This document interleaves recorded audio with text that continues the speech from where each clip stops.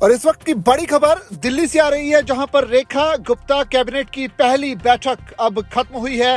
Action में दिखी है सीएम रेखा गुप्ता और इस मीटिंग के बाद से ही केजरीवाल पर एक्शन दिल्ली सरकार का अब शुरू होता हुआ नजर आ रहा है।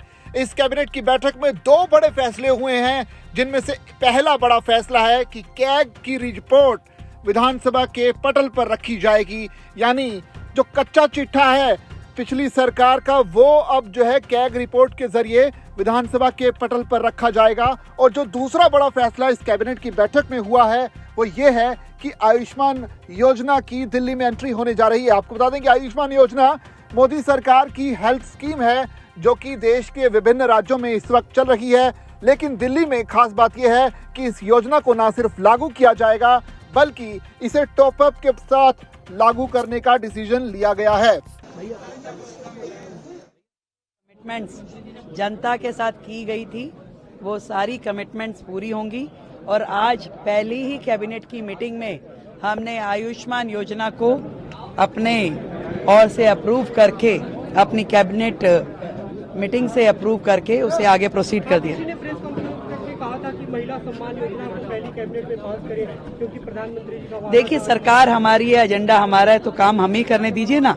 आपको हर चीज में कहने की जरूरत नहीं है। उन्हें कहिए कि जब आपका कार्यकाल था आपने किया। तो इस वक्त की बड़ी खबर यह है कि दिल्ली कैबिनेट की बैठक में दो बड़े फैसले हुए हैं।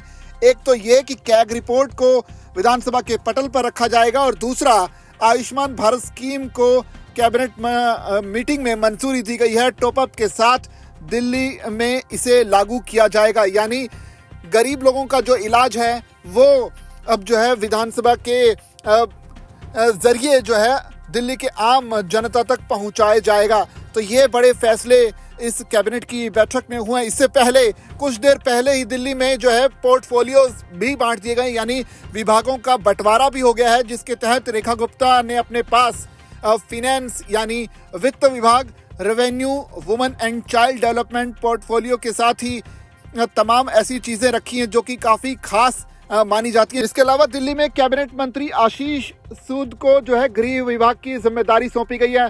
साथ ही प्रवेश वर्मा के पास भी पीडब्ल्यूडी विभाग सौंपा गया है, उन्हें पीडब्ल्यूडी विभाग को संभालने की जिम्मेदारी दी गई है। साथ ही इरिगेशन और फ्लड कंट्रोल जैसे विभाग भी प्रवेश वर्मा के पास आएंगे, जिसका सीधा सा मतलब यह है कि यमुना की जो सफाई का सीधा जिम्मा प्रवेश वर्मा के हाथों में सौंपा गया है। तो पहली कैबिनेट की बैठक खत्म हो गई है और पहली कैबिनेट की बैठक के बाद उन्हें जो सीएम रेखा गुप्ता, उनका कहना है कि विभागों को बांट दिया गया है और विभिन्न विभागों के साथ ही मंत्रियों की जो जिम्मेदारी है वो भी लगा दी गई है।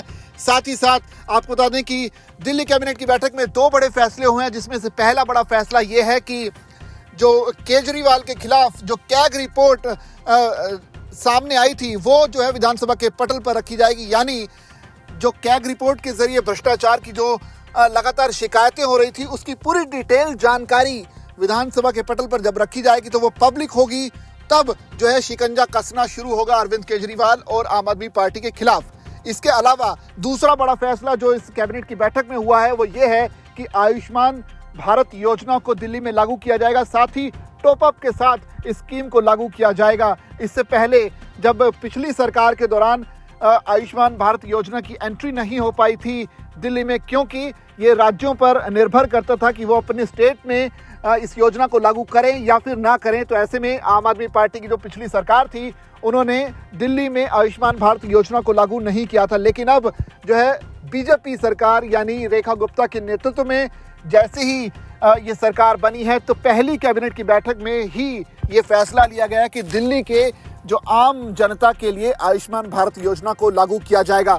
अब देखने वाली बात होगी कि आने वाले दिनों में कैसे रेखा गुप्ता जो कि मुख्यमंत्री हैं दिल्ली सरकार में, वो अब विकास के कार्यों को आगे बढ़ाती हैं और कैसे पिछली सरकार में जो भ्रष्टाचार के आरोप उन पर लगते रहे हैं उनके केस के तहत कैसे शिकंजा कसती हैं। आप बने रहिए दैनिक जागरण के साथ।